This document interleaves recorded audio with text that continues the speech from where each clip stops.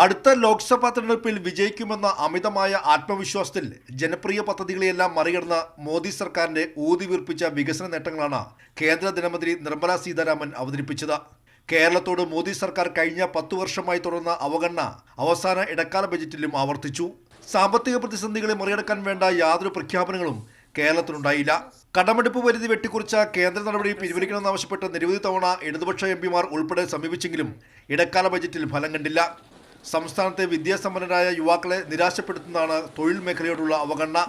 കേരളം ഏറ്റവും ഫലപ്രദമായി നടപ്പാക്കുന്ന തൊഴിലുറപ്പ് പദ്ധതിയെക്കുറിച്ചുള്ള പരാമർശം പോലും ധനകാര്യമന്ത്രി നടത്തിയില്ല. റബ്ബർ, നെല്ലടക്കമുള്ള കാർഷിക മേഖലയെയും നിരാശപ്പെടുത്തുന്നതാണ് ബജറ്റ്. റബ്ബർ തീരുവ വർദ്ധിപ്പിച്ച് കർഷകർക്ക് ആശ്വാസം നൽകണമെന്ന ആവശ്യം ഇത്തവണയും നിരാകരിച്ചു. പതിറ്റാണ്ടുകളായി കേരളം ആവശ്യപ്പെടുന്ന എയിംസ് എന്ന ആവശ്യവും ഇത്തവണയും പരിഗണിച്ചില്ല. ഏറ്റവും കൂടുതൽ റെയിൽ യാത്രകൾ നടത്തുന്ന മലയാളികൾക്ക് ഇരുട്ടടി നൽകുന്നതാണ് റെയിൽ മേഖലയോടും കാണിച്ച അവഗണന. പുതിയ യാത്രാ ട്രെയിനുകൾ പ്രഖ്യാപനത്തിലില്ല.